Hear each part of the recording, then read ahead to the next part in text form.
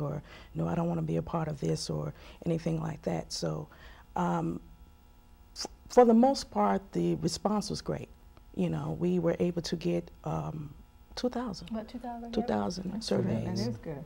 So the response was I really. wonder too, because I know those communities in particular are a little bit guarded, and they're always a little skeptical of why are you here, and what are you looking to achieve. So that's good that you were able to get what you needed from those, so that you could render the services that were required.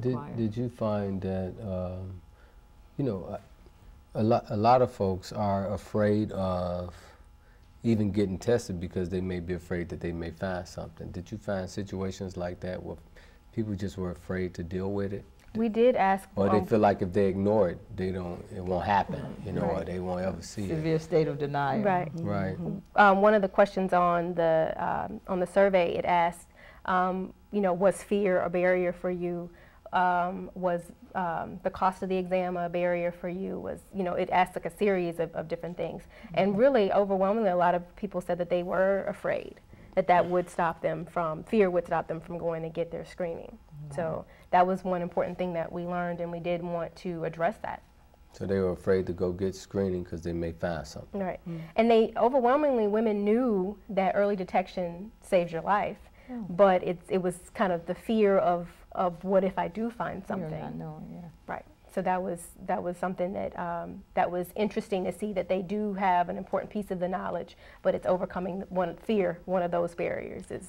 So you want to talk about what you were doing or what you decided to do to address the fear? I know you have some slides that you want to, so you can do whatever. You want to talk about the fear component and how you addressed it, or you want to go back to your slides? Well, actually, we want to just kind of go into a little bit more information about what breast cancer is. Let's go. And Now, do breast cancer, women only get breast cancer?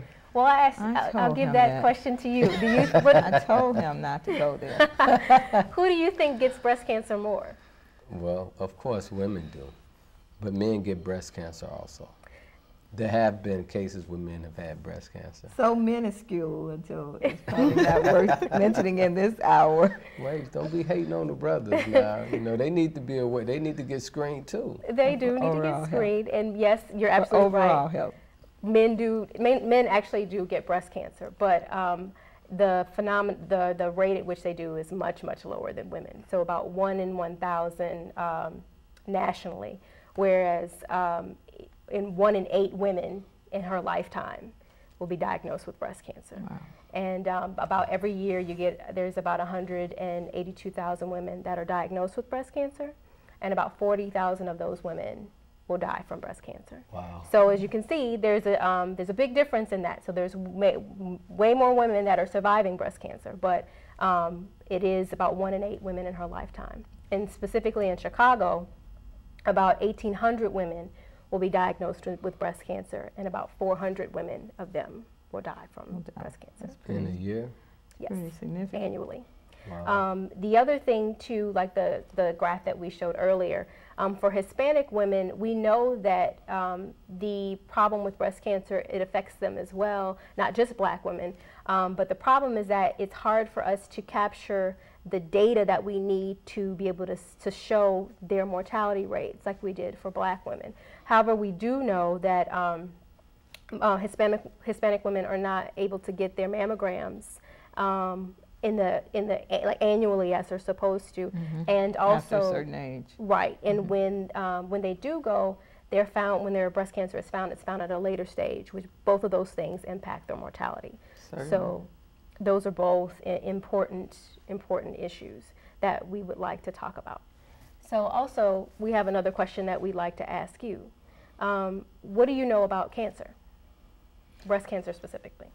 You know, unfortunately, I can't say that I know a lot. I just know that it's important to get your mammograms, and I do that. But beyond that, really, I don't know a lot about if it's detected. I don't know about survival rates. I don't know what you need to do to help prevent it. I know some things about diet, and that's really, it's probably shamefully, it's not as much as I need to know. And all I know is that, you know, women feel their breasts to find lumps, right? Self-exam. Right, yeah. self-exams. Okay. Well, first let me give you a definition of cancer. Cancer is what happens when the cells of the body begin to multiply in an uncontrollable and disorderly manner and begin to damage neighboring healthy tissues. Now, cancer almost always form a lump, and this lump of mass is called a tumor. And the place where the body, where the tumor originates in the body is what the cancer is named. So if the cancerous tumor originates in the breast, then it's called breast cancer. Now, the two most common places where breast cancer is found in the body or detected in the body is either the lobules, which is the milk-producing gland, or the duct, which is the milk-carrying gland, which carries the milk from the lobule to the nipple. Also inside the breast, there are many different things. Most of us are familiar with the outside of the breast, which is the areola, which is the darker part that surrounds the nipple and the nipple. Okay. But the inside of the breast houses many different things, such as the nerves, which help you to feel. Of course, the lobules and the ducts, but there's the nerves, they help you to feel. There's also the lymphatic system, which acts as a garbage disposal, and it carries away harmful agents, dead cells, and bacteria away from the body. And there's also the blood vessels, which carry blood throughout the body.